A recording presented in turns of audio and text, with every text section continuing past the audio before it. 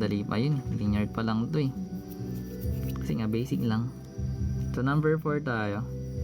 So we have 12 minus 5 times x plus 3 equals 2x minus 5. Sige nga, dami nanonood. May 100 na nanonood. Ting guys, syempre. 30 seconds na. Sobrang na nga, 1 minute na eh. So same process lang naman siya guys actually. Favorite. Oo yata. So meron tayong 12 dito. So distribute natin yung negative 5 sa parenthesis. So negative 5 times x, that is negative 5x. The negative 5 times 3 magiging negative 15. Then copy lang natin yung right side.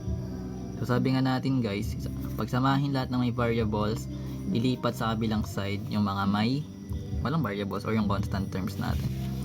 Di na isosolve muna yung 12 minus 5? Hindi guys, kasi po same thing Sir Jomer. Hindi po guys, kasi di ba sa natin sa PEMDAS, inuuna natin yung multiplication. Kasi multiplication to guys, bago ka mag plus minus. Lala. Hindi po yung ganito. Dapat distribute mo muna siya. So kakapin mo lang tong 12. Gets ba yun? Gets yun?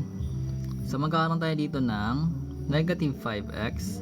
Then meron tayong 2x dito. So lipat natin sa kabilang side. So magiging negative 2x siya. Equals, pwede mo to isolve dito guys. Or pwede mo siya ilipat mo na lahat sa kabilang side. So meron tayong negative 5 dito sa right. So copy lang natin. Then yung 12 natin pag nilipat, edi magiging negative 12 siya. Then yung negative 15 pag nilipat, magiging positive 15. So pwede mo na to isolve guys. So hindi ka dito nagta-times. Pag binasa mo siya, meron ka negative 5x minus 2x. So ikakopy mo lang yung sign. Then i-add mo yung numbers. Pati yung variable kakopy lang. So babasahin lang yan actually, then maintindihan mo yan. Equal sa kabilang side. So kapag plus minus, sabi nga natin kanina, left to right na lang yan. So negative 5 minus 12, that is negative 17.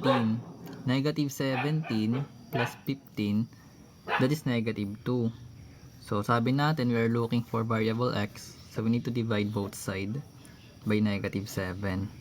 Kasi pag 7 lang dinivide mo dito, magiging negative yung x. Hindi naman natin kailangan yung negative x. That is positive x dapat. So yung negative divide negative, magiging positive, which is magiging 2 over 7. Ang sagot. Meron po, bakit plus 5 over 7? Ha? Bakit plus 5, 7? Saan yun? Saan siya nagtatanong?